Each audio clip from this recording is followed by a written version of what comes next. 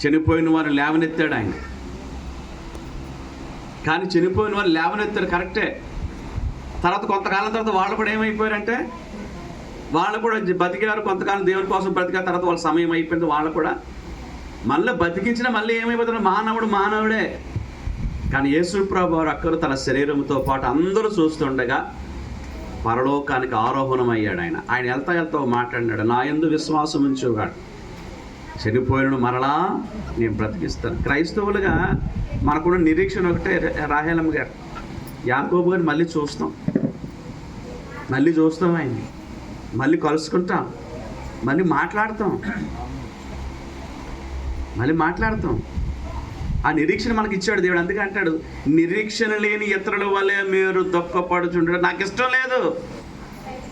రాహేలమ్మ గారు ఇప్పుడు భోజనం మానేసేసి, టీ కాఫీలు మానేసేసి, బెంగెట్టేసి, మచ్చబెట్టేస్తే వాక్యం ఎలా నెరవేరుతుంది? మీరు దేవుళ్ళు ఏం బలపడినట్టు. అందుకే అంటున్నాడు, నిరీక్షణ లేని వారు మిగతా కూడా అలా బెంగెట్టుకుంటారు. అయ్యి బాబోయ్, ఈ అప్పులు ఎవరు కడతారు, నా కూతురు ఎలాగా, నా మనవడికి ఎలాగా, వాళ్ళ ఫీజు, స్కూల్ ఫీజులు ఎలాగా, ఈ అప్పులు ఎలాగా. మీరు వాటి గురించే భయపడక్కర్లేదు. దేవుడు ఉన్నాడు, ఆదరణకర్త ఉన్నాడు. ఆయన బైబిల్లో 5 రకాల ఆదరణలు ఉన్నాయి.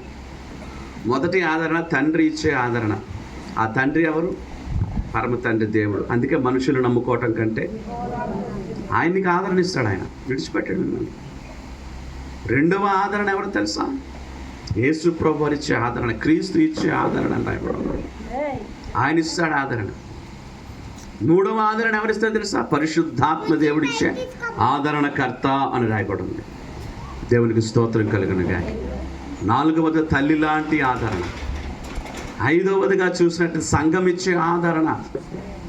చూసారా, ఆ రోజు యాకోబు గారు లేరని తెలిస్తే మీకు ఎంత బాధ కలిగిందో నేను అర్థం చేసుకుంటాను. మీరెంత, అది వర్ణించలేము. అది గుండె పగిలి హృదయంలో వచ్చినటువంటి వేదన. అది నేను అర్థం చేసుకుంటాను. మీతో పాటు మీకు ఉన్నటువంటి 3 కూతుర్లు. యాకోబు గారికి పొద్దున్న అయితే శివయ్య చూస్తే కానీ ఆయనకి, శివయ్య పొద్దున్నే డాడీ అక్కడికి వచ్చి అలా నేను చూసుకొని ఇల్లు కూడా ఆయన అంత ప్రేమ. ఆ అమ్మాయి అని కాదు, విజయ్ అంటే చాలా ప్రేమ. విజయ్ అయితే స్కూల్కి తీసుకెళ్ళాడు, బండి మీద తీసుకొచ్చాడు. అలా అంత ప్రేమ విజయ్ అంటే. అల్లారు ముద్దుగా పెంచుకున్నాడు విజయ్. బాగా చదివించడం అనుకున్నారు. మరి పెద్ద కూతురుతో ఉన్న బంధం నాకు తెలియదు, కానీ ముందు బిడ్డ అంటారు కదా, ఫస్ట్ సంతానం కదా. ఆ బిడ్డతో ఉన్నటువంటి బంధం మేము చూడలేకపోయినా ఆ తనకు తెలుసు, ఆ డాడీకి తెలుసు.